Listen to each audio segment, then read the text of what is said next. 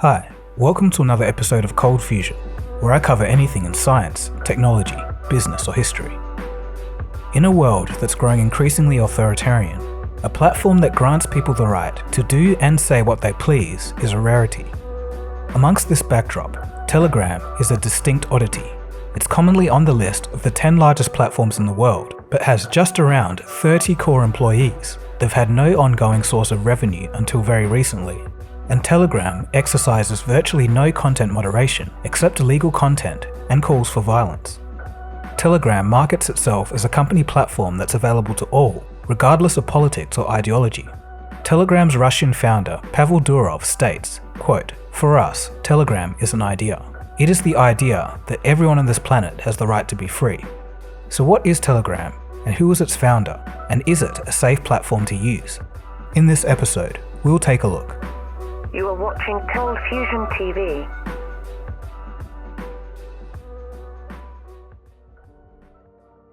For years now, the world has fretted over Facebook, now Meta's, seemingly unstoppable dominance.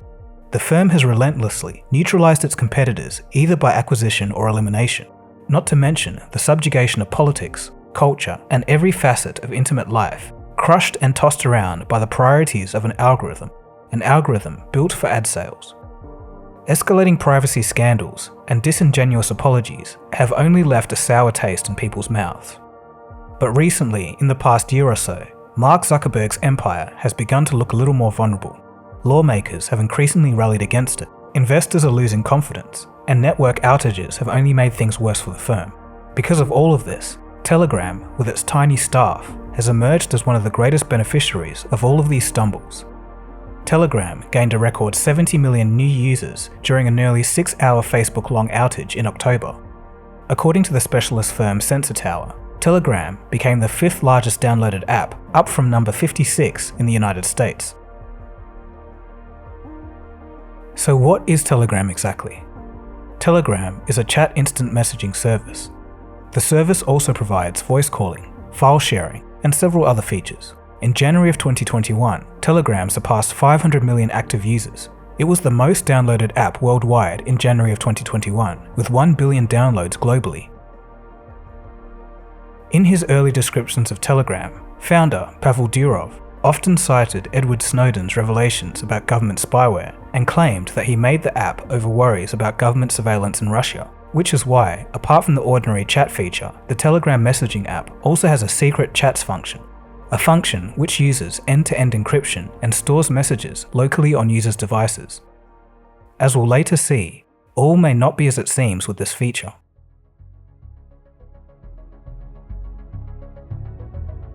Durov, who is a fundamentalist libertarian, has for years faced off with the Kremlin's efforts to silence him in his native country, Russia. He founded Telegram with his brother in 2013 as a digital outpost of free speech after the Kremlin stripped him of control over VK, a popular social media site he created as a Russian version of Facebook in which he was co-founder in 2006. Telegram has no ads or investors and is funded almost entirely through Durov's personal fortune. It is hosted on multiple servers around the world, ensuring that no one government can exercise total control or gain access to information about users. The company's ownership structure is also a bird's nest of shell companies. From Belarus to Hong Kong, Telegram has long been an engine of resistance and an annoyance to tyrants all over the world. Last August in Belarus, during the presidential elections, the government shut down WhatsApp, Twitter and Facebook, but resistance spread through Telegram. In Iran, Telegram usage takes up 60% of the country's internet bandwidth. The app was a crucial platform for organizing and spreading anti-government protests in 2017 and 2019. Currently, the service is being used to show what's happening in the Russia-Ukraine war.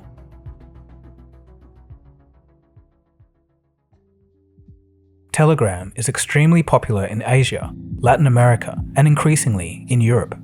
As mentioned, it remains free to users with no advertisements, but supporting such a huge population of users isn't cheap. Durov had walked away from the last company he founded, VK, with a reported 300 million. But for a long time, he was still paying for the operating costs of the app himself. Telegram needed a way to pay for its soaring server costs, so he turned to the crypto industry. The idea was to leverage Telegram's huge user base to push cryptocurrencies towards widespread adoption. His thinking was that a native platform currency would be very disruptive. Telegram then started working on building a new blockchain platform called the Telegram Open Network, or TON. They did this along with its own native currency called grams. The system promised to be much faster than current blockchain technology. The white paper promised millions of transactions a second versus about 15 transactions a second with mainstream crypto. Telegram managed to do the biggest initial coin offering in history at the time, $1.7 billion from 175 investors. But from the start, there were red flags. The offering was kept private, and there was little way of knowing who the private investors were or where the money had come from. As the official launch neared, the US Securities and Exchange Commission brought everything to a sudden halt. The SEC claimed that the crypto network would constitute the distribution of unregistered securities. They also claimed that the company spent 90% of the $1.7 billion in paying off Telegram's expenses without ever distinguishing between money spent on the app and on their TON network. While Telegram wanted a utopian vision of a revolutionary fintech, their rushed launch brought it all to a premature end. While Telegram has been vital to pro-democracy protesters, it's also worth noting how poorly understood the app is, especially in the United States, where most journalists still refer to it as a, quote, encrypted messaging app. This description unnerves many security experts, who warn that unlike Signal, Telegram is not end-to-end encrypted by default. Users must go out of their way to turn on the app's secret chat function, which very few people actually do. And that only works for individual conversations and not those among groups. So, there's millions of people out there who use Telegram who think that no one can see their messages, but that's not necessarily true, and this confusion could prove very costly. Elias Campo, Telegram's head of growth, business and partnerships, in a recent interview with Wired, has shed some eye-opening facts about the internal workings of Telegram and its founder. Quote, "We're portraying ourselves as a company that's open, that's supposed to be for freedom of communication and transparency between users, and on the other side, we're completely opaque on how we work." Back in 2014, after Facebook acquired WhatsApp, Campo had quit in protest. He believed that the social media giant's addictive algorithms had a very negative impact on humanity. Yet, at WhatsApp, as Campo says, every single employee had access to data on user numbers in different markets. At Telegram, if Campo wanted stats, he had to explain why to his boss. Durov is, quote, very, very, very restrictive. Everything has to go through him, end quote. Inside Telegram, Campo further revealed the company's inner circle of mainly Russian developers look upon their leader as, quote, almost like a divine figure, and they never contradict him. Currently, Campo is preparing to leave Telegram. Lastly, Campo has hinted at the fact that there was a chance that Telegram could monitor someone's private communications as well. Quote, technically it's possible. To do so at scale would be difficult, but encryption between a user and cloud server could potentially be deactivated on a target account. I don't know if it's happening or not.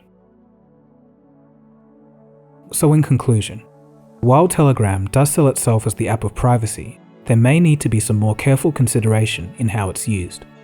To me, it's interesting to see how Facebook's shortcomings were so quickly filled by a team of around only 30 people. So what do you guys think about Telegram? Are you a person that uses it, or are you staying clear? So thanks everyone for watching and supporting this channel over all the years. I feel like I don't say that enough. Feel free to check out the last ColdFusion episode on spinal implant technology. It's an interesting one and is sure to warm your heart. So my name is Dagogo and you've been watching ColdFusion, and I'll catch you again soon for the next episode. Cheers guys. Have a good one.